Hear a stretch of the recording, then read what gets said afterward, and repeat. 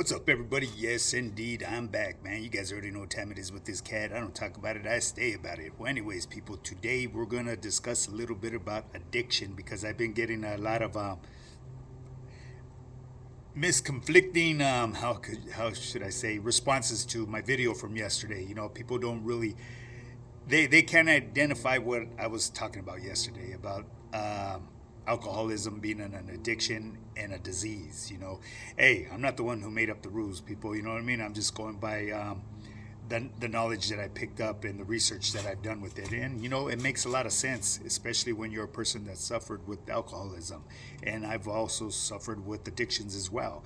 And that'll bring you to what I did in my past, because like I said, I was on top of the world, man, and then I lost it all, hit rock bottom, almost lost my family, and it was all behind addictions that I had. Nothing that I'm proud of, but it's something that I would love to share with my audience, because I know a lot of the people in my audience, they still getting their backyard boogie on. But well, anyways, people, first and foremost, I must remind you guys that this is a fitness channel, and I will always elaborate a little bit on fitness, nutrition, or overall health in general.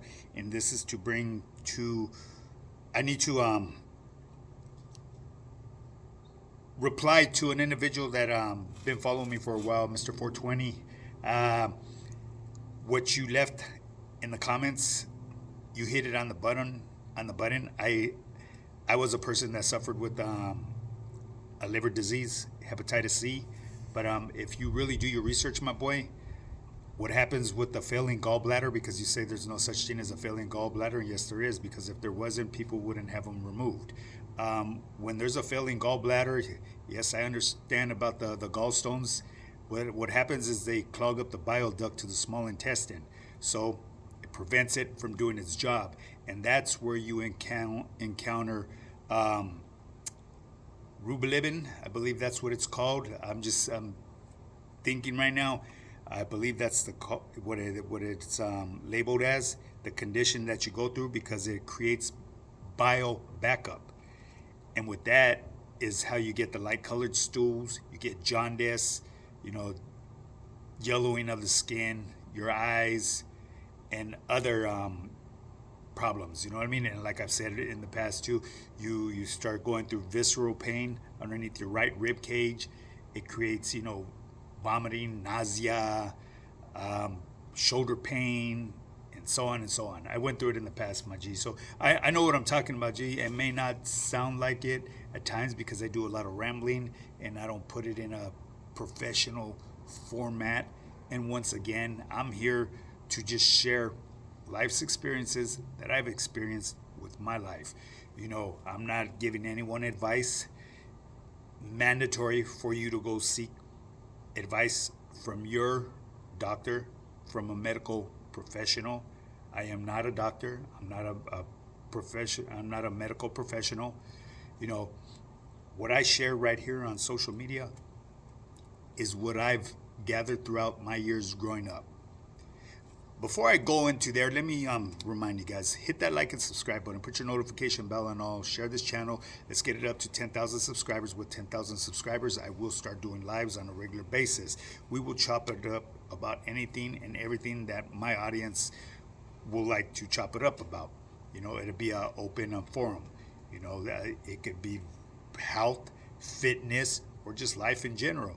Or we could just talk about the YouTube yarda. Whichever, whatever floats my audience boat, I'm going to help sail it across the sea. Yes, I'm the Riddler as well. Not only a rambler, but the Riddler.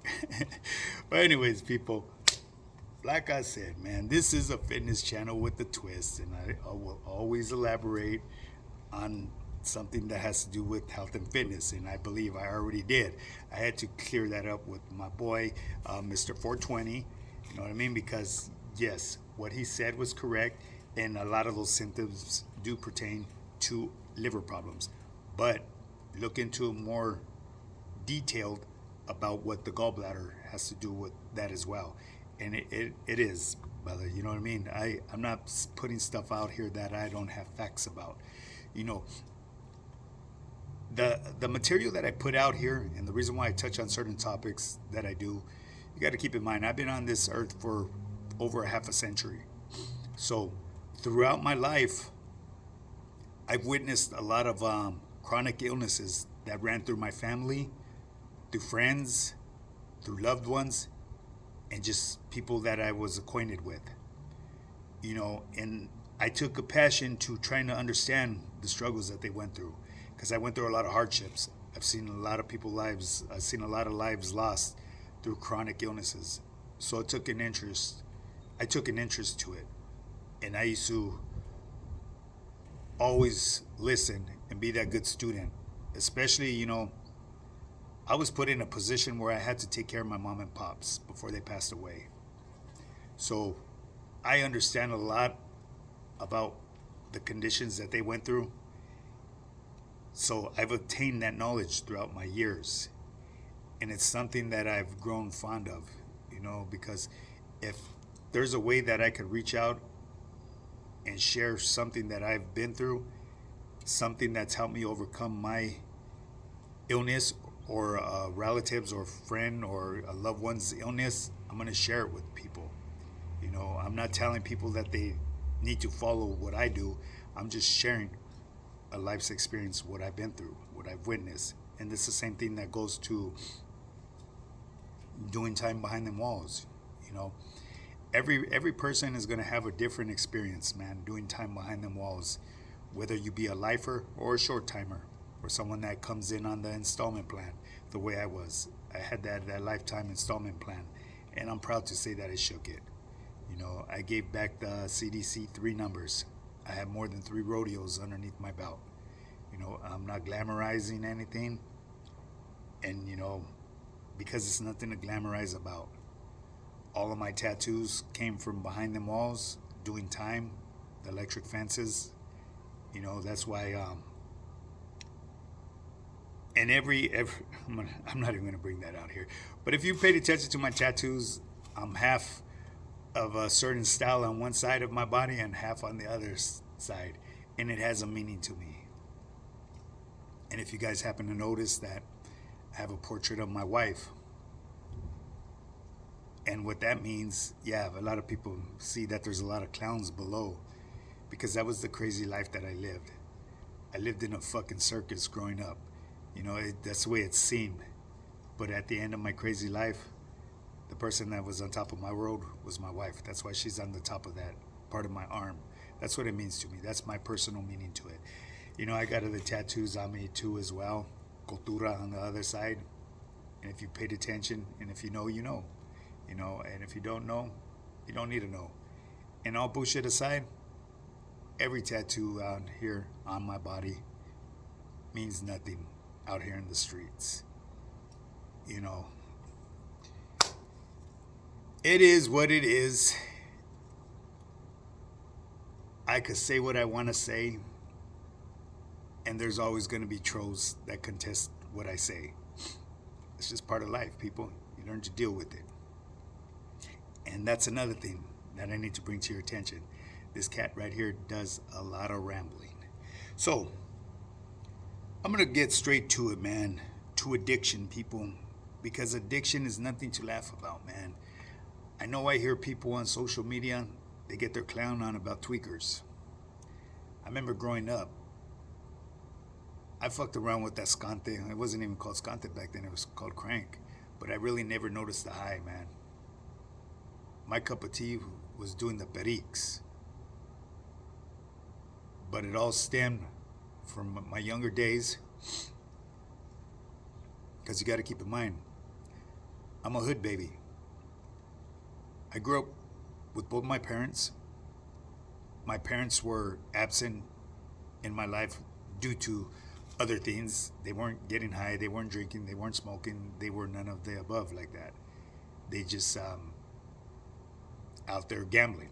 They were gamblers. So I was always on my own. So my family, since I came from a big family, that was also a family of the streets, because we were running wild with all the homies in the hood. That's how I became a hood baby. You know what I mean? I got put on in my hood at a very young age. And I've told that story before on Hood Stocks when Lucky interviewed me. There's a lot of parts that I cannot discuss because I mentioned in the past, you know, some stuff is best not spoken on, and some unsolved mysteries are best to be left unsolved mysteries, if you know what I mean. So I'm not going to place myself in any place at any time where something that may have happened and fingers start pointing at me. That's a foolish man's game to play. And I believe that dude, the one with the Tupac, that's what he did. I guess social media got the best of him. He wanted that fucking notoriety and recognition. He got the notoriety and recognition because them files never go dead. You know what I mean? They just go silent. You know, they're never forgotten. They're just put to the side on a back burner. Well, anyways, people, yeah, I rambled on a lot. Let's get to my addiction, man, because I don't want to bore you guys too much. You know, as we all know, we usually all start off smoking Yesca and Pisto. Boom. From Yesca and Pisto, hitting the house parties, doing our thing, you know, doing my thing. I picked up a new hustle because I know within that year of me growing up, the Disco Biscuits were really heavy into the party scene. And back then, parties were parties, baby. You know what I mean? If you're from my hood, you remember the people that ran the front doors, the homies from the hood. We were the gatekeepers, you know. So I never had to pay for any party to get into. There was always a cover charge. And usually at the end of the parties, we ended up fucking going at it with people from other barrios. That's just the way it was back then. You know what I mean? It was like, it was to be expected. It was fun, you know. It was something to end the weekends with in a big bang, until people really started banging and got scared to fight. You know, that's the way I look at people nowadays. You know what I mean? They're just too scared to get beat up or give a beating. So I'd rather just put you under. You know, I don't understand the mentality of people nowadays, but it is what it is. Well, anyways, I don't want to bore you guys. Like I said, I was a person known in my neighborhood that was on top of his business game. I'm gonna keep it in a safe way of putting this, okay? I was always a businessman, even as a kid growing up. I knew how to make money, you know, whether it be little amounts to large amounts. I was a hustler. I fended for myself because I came from a very broke family. My parents were always gambling, like I said. They gave me what they could when they were able to, but most of the time, everything that I've came across in life, as far as material items, I got for myself because I was born with the gift to gab and a gift to hustle. I wasn't about to wait around for anybody to give me shit, and that's what I do today. That's what got me to where I'm at today. You know what I mean? Because if you're waiting for a handout, you're gonna be waiting forever. It's like going back to them fucking El Saviors and waiting on that government cheese. That shit ain't happening no more. Then 10-pound blocks of cheese that they used to give out, they're gone. That was a hustle back then too. Because back in the day, you could get a lot of them. Take them down to, I could say this with safe standings now because rest in peace, George's Market was a very good customer at buying out all them blocks of cheese. Because back in the day, he had some of the best sandwiches around, better than Tito's Market. For those of you that know, you know. Same thing with the hot dogs on Rush and Rosemary Boulevard, Mike's Liquor. The store's still there, but the hot dogs are gone. Why? Because some fucking hater went and told on the Asians that own that place, and they stopped selling their hot dogs, man. But anyways, people, yeah, so, you know, I was involved in the game at a very young age, man, and I went through the trials, the tribulations, the partying with the Yesca, the Pisto, all the Hainas, and everything else that goes along with that, you know, with the neighborhood stuff. I started moving some let's just say some product that was a hot commodity back in the day. Man, I started making some good feria, very good money. You know what I mean? I had a place where we used to go and do our GR. I had that place sold up. Every 1st and the 15th, I was banking. If you guys know, Fubers, Stampillas, the books, man, I had thousands of dollars in money, you know, because of what I was trading. Let's just put it this way. I was like the general store everywhere I went. Eventually, that caught up to me, that lifestyle. I started kicking it with other ballers. And with these ballers, they were beyond another level. They didn't come from the lifestyle that I came from. So the lifestyle that they were living already was, they were surrounded by money. So I tried to be equal to them. And I started participating in the reindeer games as well. Not the reindeer games from the neighborhood, doing the periques and taking it to the next level. And I remember my first time taking a blast off of some booyah. For those of you that ain't knowing what booyah is, it's rock cocaine. That was a fucking kukui. You take a hit and you were hooked. Guaranteed. If you're from my time, you know exactly what I'm talking about. Now that drug right there, I thought I had it under control. As everybody thinks when they're addicted to drugs. At first it's fun and entertaining, then eventually it becomes a burden. And it becomes a requirement to your everyday life. And that's when you start neglecting all the other people around you and start abusing and burning bridges. And I've did it all, people. You know, like I said, once I got hooked on that rock cocaine, I started losing everything. And I thought I had the better hand of it. I still had the connections, but I was barely making ends meet. I was barely making enough feria just to recop. And eventually that ran out. Then, I was getting credit from my conectas. And after that, it was a wrap. That's when the gunplay really started coming in, because I wasn't going to let anyone or anything keep me from getting my get high. I'm going to bring you to a situation where I end up, and I could speak freely on this. It was my first case. It was an armed robbery. I robbed a neighborhood store. And the sad thing about this is this lady, she knew me since I was a kid. But I had no regrets or remorse on doing what I did. Why? Because I was addicted to this fucking dope that straight took over my life. This dope made me steal from my parents, who had nothing. I remember one morning taking my dad's Versatile card and maxing it out. Back then, you were only allowed to take out like $200 every 12 hours. Or it might have been every 24 hours. It's been years ago. But I drained my pop's bank account. And that's when I realized, man, that the shit that I was doing was absolutely wrong. Because my father was disabled at that point in time.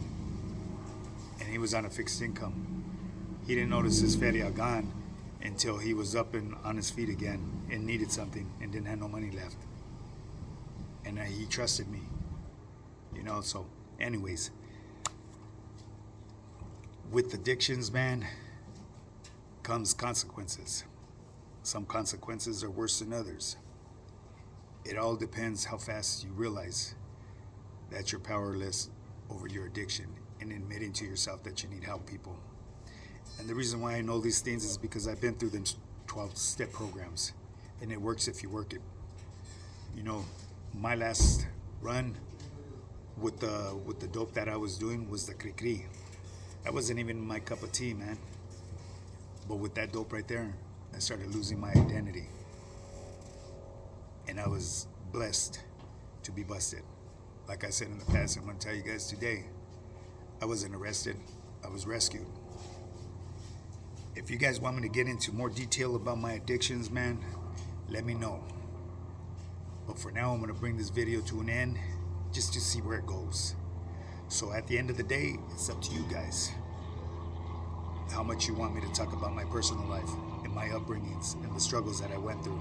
I will go into detail as much as I can. And I will talk about everything. From gangbanging, to slinging, to being homeless, to robbing, and to doing what I had to do to maintain the addictions that I had. So, anyways, people, with that being said, if you you guys want to get started in your fitness journey and break those limited beliefs, because I could tell you now, from back then to where I'm at now, I'm on top of my A game. I became a homeowner. Not only am I a homeowner, I own my property that I rent, a rental property. So I'm actually a landlord and a homeowner. You know, something that was never in my plan growing up. I never really even expected to make it to this age. But anyways, yes, I do ramble on a lot, people, and now I'm in the best shape of my life. Why? Because I invested in myself.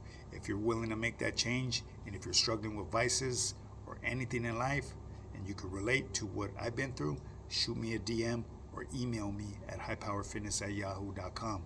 My DM is highpowerfitness, high_power_fitness_. Go check out my Instagram. I have years of material there showing who I am. I have the blue check mark. You know, I have testimonials from team members and non-team members, and I also have transformations there, people. So if you're ready to make that change in your life, you know what you need to do. Put your motherfucking ego and pride to the side, admit that you need help, and let's run it in, baby. Now get up and get yours. Let's do this.